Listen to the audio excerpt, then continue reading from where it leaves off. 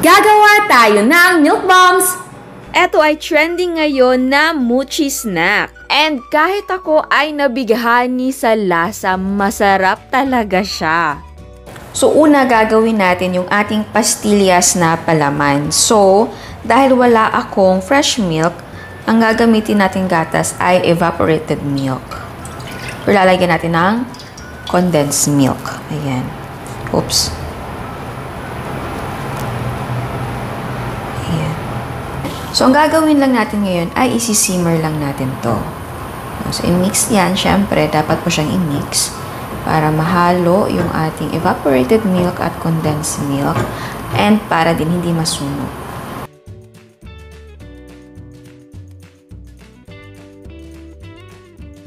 Ayan, kapag ganyan na, si-simmer na, maglagay tayo ng konting vanilla essence. And then, continuous lang yung ating pagluluto until maging thick yung ating mixture. And syempre, continue din yung paghahalo mo. So, huwag mo kalimutan, scrape yung gilid. Ayan. So, makikita nyo mamaya, magiging thick na yung ating mixture. So, yeah, tiis-tiis lang sa paghahalo.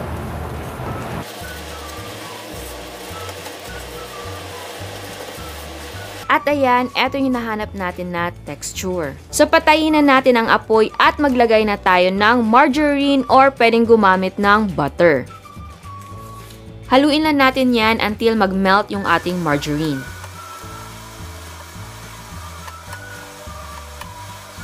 Pagkatapos ay gradually or pa konti-konti maglagay tayo ng ating powdered milk. Ang gamit kong powdered milk ay Bear Brand and skimmed milk. Ginawa kong combination ng powdered milk at skimmed milk para hindi masyadong mahal kasi kung powdered milk lang, medyo pricey talaga. Pero kung pambahay lang at may budget kayo, pwedeng gumamit ng pure na powdered milk like Bear Brand. Ayan, nahalo na natin yung ating powdered milk.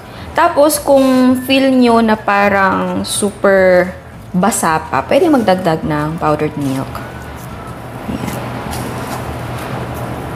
Ngayon, magbibilog na tayo ng ating pastillas. Pwedeng 1 tablespoon kung gusto nyo malalaki. Pero ako ay gagawin kong half tablespoon para marami tayong magawa. Or i-divide nyo na lang into 50 equal parts. Pagkatapos nating mabilog yan lahat, itabi na muna natin at gawin natin ang mochi. Meron tayong glutinous rice flour. Lalagyan natin siya ng cornstarch. Ayan. Konting sugar. Kung gusto nyo na mas matamis, pwedeng dagdagan. Asin. Konti lang. Ayan. Mix natin.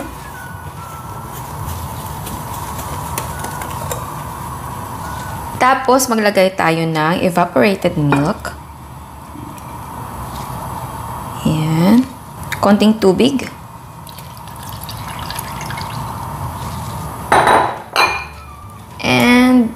Cooking oil. So, ito ay vegetable oil. And then, i-mix lang natin ito ng mabuti. Ayan.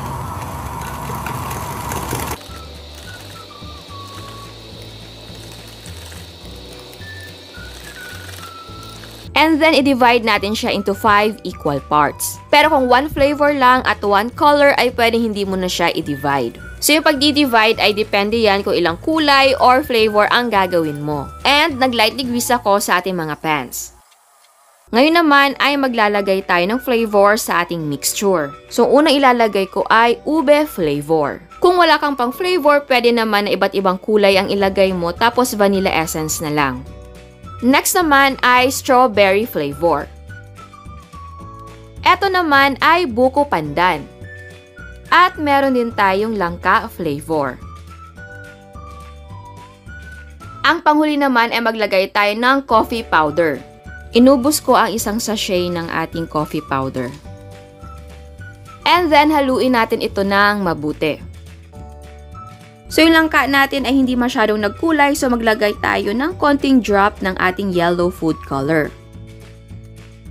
Pareho din sa buko panda, naglagay din ako ng konting green na food color. Sa strawberry din natin ay naglagay ako ng konting red food color. Sa ube ay okay na ako sa kulay, so hindi na ako naglagay ng violet na food color. So ngayon, isalang na natin ito. By batch ko siyang lulutuin dahil hindi kasya yung ating mga pans.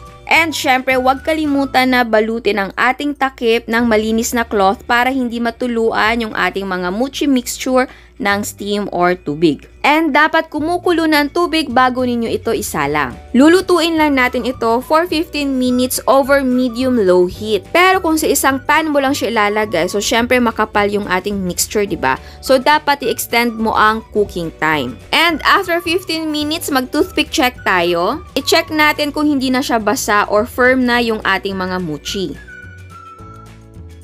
At ayan, luto na sila. So hanguin na natin ang mga ito at isalang na natin ang second batch. At kapag hindi na siya masyadong mainit, pwede na natin siyang i-knead or masahin. Pwede naman na hindi mo na siya masahin, pero meron talagang difference sa texture. Kasi kapag namasa mo siya, mas maganda yung texture niya, mas malambot. So para makuha mo talaga yung mochi feel, mas maganda na masahin mo. Masahin mo siya until stretchy na yung ating dough. Kung tamad kayo kagaya ko na magmasa, ang gawin nyo lang ihampas-hampas nyo para madali lang. At kapag nagmamasa ka, mas maganda na gumamit ng plastic gloves. At dapat ang working area mo ay may cling wrap. Dahil sticky yung ating dough, so para hindi siya dumikit sa kamay at sa working surface, dapat ay gumamit ka ng plastic gloves at maglagay ng cling wrap sa table.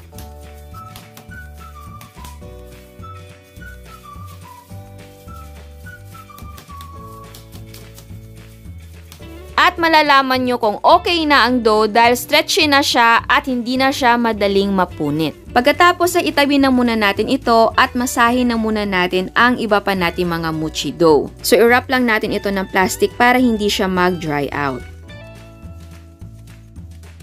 And masahin na natin lahat ng ating mochi dough.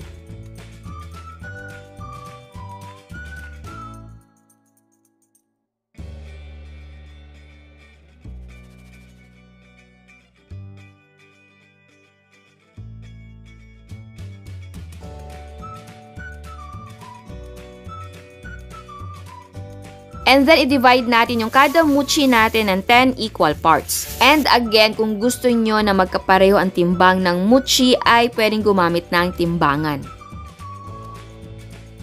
And then ngayon, maglagay na tayo ng pastillas sa ating mga mochi. Yes po, sulit yung ating pastillas, pero mamaya ay magiging gooey din yan. Opo, ang pastillas ay natutunaw kapag nasa loob na siya ng mochi.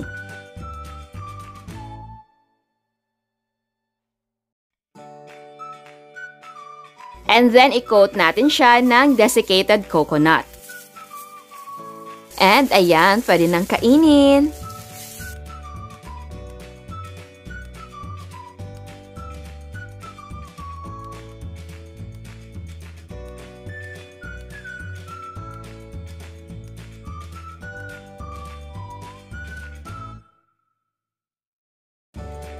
At eto na ang ating mga milk bombs! Super yum talaga ng mochi na ito, pero bago tayo mag-taste test, sa hindi pa nakasubscribe, please subscribe sa ating YouTube channel and please click the notification bell and please click all para ma-notify kayo sa lahat ng uploads. So ayan, tikman na natin. Pero actually, 5 na yung nakain ko kanina. Titikman ko na lang siya para sa inyo. So ayan, eto siya. So malambot siya, no? O, tignan nyo.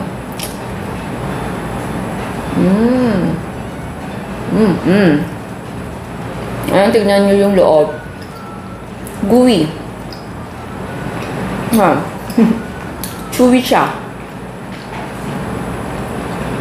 Di ba yung pastillas candy na ginawa natin ay medyo firm, talagang bola siya. Tapos, pag inilagay na natin siya sa loob ng ating mochi, ganito na. So, siguro ang observation ko paglagay mo ng pastillas sa loob ng mochi, siguro mga after 30 minutes or 1 hour, nagsisimula na siyang mag-melt. Actually, ito ay 24 hours na, hindi pa siya totally nag-melt. Yung inner siguro na part ng pastillas ay andun pa.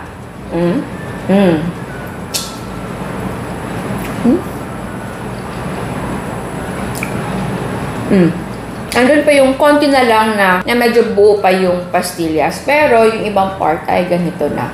Alam yung milk bomb talaga yung matatawag dahil sa texture niya, tapos yung lasa, as in milky and bagay na bagay siya sa ating mochi. Yung mochi mismo natin ay hindi po siya matamis. Siguro yung half cup na sugar, hindi mo mafe-feel na may tamis. Pero okay lang dahil nagbibigay ng lasa at tamis ay yung ating pastillas. At yung tamis ay hindi po siya nakakaumay. Hindi yung tipong masakit sa lalamunan.